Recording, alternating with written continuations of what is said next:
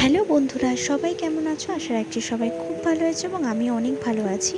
তো সেই দিন ছিল 8 জুন, মানে জুনের 8 তারিখ ছিল আমার ননদের ছেলের অন্নপ্রাশন। তো সেই উদ্দেশ্যে আমরা সকাল সকাল বেরিয়ে পড়েছিলাম এবং আমাদের গন্তব্যস্থল ছিল বেহালা। তো দেখো, আমি শাড়ি পরেছি এবং শাড়িটা কোনো ওকেশনে আমি পরি, তো কেমন লাগছে অবশ্যই জানি। আর এই যে সামনে আমার বর, আর দেখো এখন আমরা মা ফ্লাইওভারে আছি। আর ওই যে দূরে ওই জায়গাটা আমার ভীষণ পছন্দের। আমি কলকাতা যখনই আসি তখন এগুলো ক্যাপচার করি মোবাইলে, কারণ আমার এই জায়গাটা এতটা পছন্দের, মানে বলার মতো ভাষা নেই কোনো। আর এই যে দেখো আমাদের সকলের পছন্দ আইটিসি হোটেল। আমার তো একটা বহু ইচ্ছা আছে, আমি একবার আসবো। তো যাই হোক, এই সমস্ত কিছু ভাবতে ভাবতে চলেছি। আর এই যে সামনে আমার বড় ড্রাইভারের সাথে বকর করছে, ওই দেখো ওই দূরে ওইটা কত সুন্দর লাগছে না? আমি তো শুধুই দেখতে দেখতে চাই। আমার ইউনিভার্সিটি ছিল এইদিকে, রবীন্দ্রভারতী ইউনিভার্সিটি, তোমরা সবাই জানো। তো যখন ইউনিভার্সিটি আসতাম তখন আমি এইগুলো দেখতে দেখতে যেতাম। তো যাই হোক, আজকেও আমি দেখতে দেখতে চলেছি। আর খুবই ভালো লাগছে, কারণ রোদ্দুর বাইরে, তবে গাড়িতে এসে চলছে তাই ভালো লাগছে। তো অনেক কষ্ট করে, অনেক গল্প করতে করতে সবাই মিলে ফাইনালি 2 ঘন্টা রাস্তা পেরিয়ে পৌঁছে গেছি গন্তব্যস্থলে। আর এই যে আজকের লোকেশন দেখো, একটা হলের মধ্যে অনুষ্ঠানটা হচ্ছে। হলটার নাম ছিল খেলাঘর। তো আমরা পার্কিংয়ের জন্য জায়গা খুঁজছিলাম, পাচ্ছিলাম না। তো এদিক ওদিক ঘোরাঘুরি করে অনেক কষ্টে অনেকটা দূরে একটা পার্কিংয়ের জায়গা পেয়েছি। তো আমি বললাম চলো ওখানে গাড়িটা পার্কিং করে এই যে দেখো একদম ঢুকে গেছি সরাসরি। আর দেখো সেই মুহূর্তে সবে মাত্র কি বলবো, অনেকে এসেছে আবার অনেকে আসেনি। আর যার জন্য আসা পুচকেটাকেই দেখা পাচ্ছিলাম না। আর এখানে আমার শ্বশুরবাড়ির সমস্ত লোকজনরা, তাই বসে বসে আমরা একটু গল্প করছিলাম, আড্ডা দিচ্ছিলাম। আর আমরা স্ন্যাক্স এইসব খাচ্ছিলাম, কারণ যার জন্য এসেছি তাকে দেখতে পাইনি তো কী করব। আর আমার বরের মুখে হাসিটা দেখেছো? বাড়ির সবাইকে পেয়ে একদম গল্প করতে খুব ব্যস্ত হয়ে গেছে। মানে যেটা হয় ফ্যামিলিতে থাকে না তো, অনেক দিন পর ফ্যামিলির সবাইকে কাছে পেলে হয়তো এটাই হয়। তো এই যে এখানে সবাই আছে, আমার শাশুড়ি থেকে শুরু করে সবাই আছে। তো ফাইনালি অনেক অপেক্ষার পর এই যে পুচকেকে পেয়েছে। আর এই বালাগুলো দেখো আমাদের তরফ থেকে নিয়ে গিয়েছিলাম, কিন্তু ওর হাতে অনেকটাই বড় হয়েছে। আমি যদিও একটু বড় সাইজ থেকে নিয়েছিলাম, ওর হাতে অনেকটাই বড় হয়েছে, তাই পিসিকে বললাম যে ওর হাতে পরিয়ে দেখো। পিসি বললো অনেকটাই বড়। তো ও কিন্তু একটুকু কাঁদছিল না। তো ফাইনালি আমরা অনেকটা অপেক্ষা করার পর, মানে ওর সেই সময়টা। আর এটা হচ্ছে পুচকেটার মামা, যার হাতে ও আজকে ভাত খাবে। তো মামা তো একদম সেজে গুজে রেডি হয়ে বসে পড়েছে, পুরো যেন মনে হচ্ছে মামার আইবুড়ো ভাত হবে। তো যাই হোক, আমি তো প্রচণ্ড রাগাচ্ছিলাম, মানে পেছনে লাগছিলাম, যেটা হয় আর কি, মামা মামা করে। ঠিক আছে, তো পুচকেটাকে আনার সময় আমরা অপেক্ষা করছিলাম।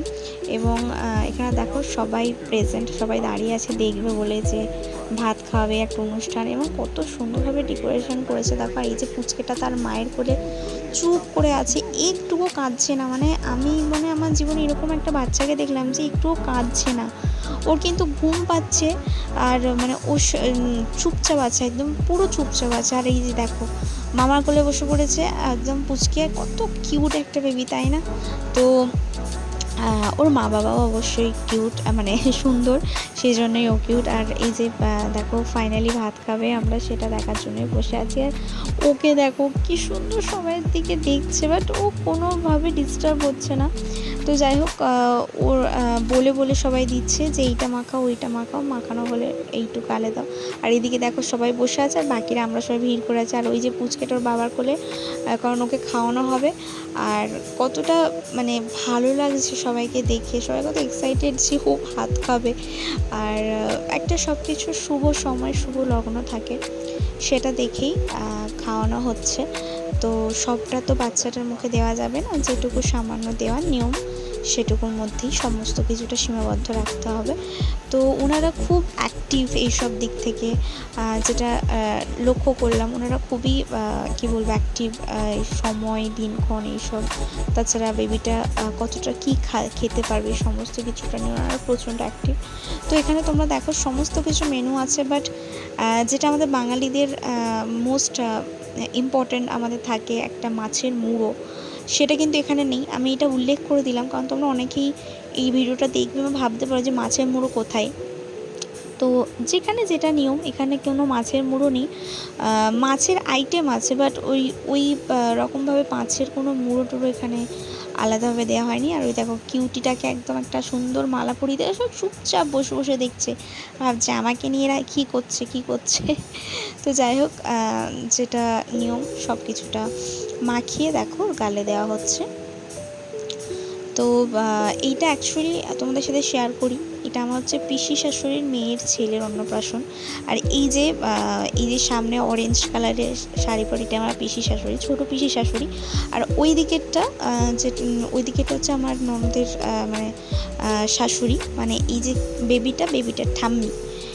তো উনি প্রচণ্ড কী বলবো অ্যাক্টিভ এইসব দিক থেকে, এইসব দিক থেকে নিয়ম টিয়ম প্রচণ্ড উনি মানেন। তো যাই হোক, অনেকটা সময় হচ্ছিল এবং ওইদিকে মোটামুটি কাজ সমস্ত কমপ্লিট হতেই আমরা একটু জায়গা পেয়েছি এবং আমরা খেয়ে নিয়েছি, মানে খেতে বসেই পড়েছি কারণ তখন অলরেডি বেজে গিয়েছিলো অলরেডি 3টে। আর ফাইনালি প্রচণ্ড খিদেও পেয়েছিলো। আর এই যে দেখো বসে পড়েছে, আমার বরকে জিজ্ঞেস করছিলাম যে খিদে কি পেয়েছে, ও বলছিল হ্যাঁ খিদে পেয়েছে। আর এই যে আমি বসে গেছি। তো ওইদিকে মোটামুটি সমস্ত রিচুয়ালস সব কমপ্লিট করে আমরা তারপরে বসেছি এবং অনেকেই বাড়ি চলে গেছে, বুঝতেই পারছো। তো চলো তোমাদেরকে দেখাই এখানে মেনু কি হয়েছিল। আর মেনু বলতে এখানে কিন্তু মাটনের কোনো আইটেম ছিল না, টোটালি ছিল ফিশের আইটেম, নানান রকম ফিশের আইটেম। আর আমি যেহেতু স্ন্যাক্স খেয়েছিলাম, তো পেটটা একদম ভরা হয়ে গেছিলো, শুধু জল খাচ্ছিলাম, যেটা হয় বুঝতে পারছো। আমি সারাদিন বলতে গেলে না খেয়েছিলাম। সকালে বাড়ি থেকে যখন বেরিয়েছিলাম তখন একটু চা খেয়েছিলাম, চা বিস্কিট, আর কিছুই খাওয়া হয়নি। তো কারণ সকালে তো খাওয়ার ইচ্ছাটাই থাকে না আমার স্পেশালি। তো যাই হোক, দেখো এখানে ভাত দিয়ে দিয়েছে, আর একটা দিয়েছে শাক ভাজা, এটা হচ্ছে আলু ভাজা। ভাত আর পোলাও ছিল, বাট আমি ভাতটাই খেয়েছি একটু করে। আর স্যালাড দিয়ে গেছে দেখতে পাচ্ছ। এখানে পড়েছে ফিশ ফ্রাই, আমার তো খুবই পছন্দের, তো ফিশ ফ্রাইটা আমি ছাড়িনি। আর এখানটা আর একটা ফিশের আইটেম ছিল, এই যে দেখো। আমরা তো একটা টেবিলে অনেকজন মিলে বসেছিলাম, তো সবার দেওয়ার অসুবিধা হচ্ছিলো বলে সবাই আমরা জলের বোতলগুলোকে শুইয়ে রেখেছিলাম, দেখতেই পাচ্ছ। তো যাই হোক, এখানে সবাই মিলে আমরা ফাটিয়ে খাচ্ছি এবং ওই যে আমাদের মামা বাবু এসে আর হচ্ছে গল্প করছেন।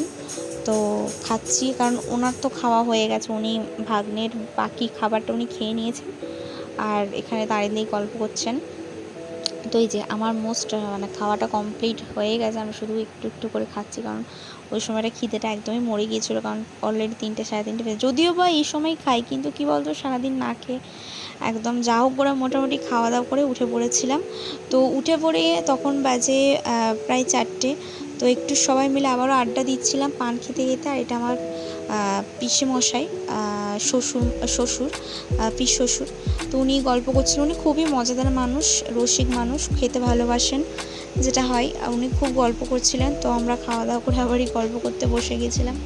তো উনি বলছিলেন যে আমার হাজব্যান্ডের যেহেতু বিয়েটা মন্দিরে হয়েছিল, তো উনি বলছিলেন যে আমরা একটা অনুষ্ঠান করব, খাওয়া দাওয়া হবে, হ্যাঁ এইসব কথা বলছিলেন। তো এইভাবেই সবার সাথে গল্প করছিলাম। সবাই দেখো কত সুন্দরভাবে সবাই সাজুগুজু করে খেয়ে দিয়ে বসে আছে।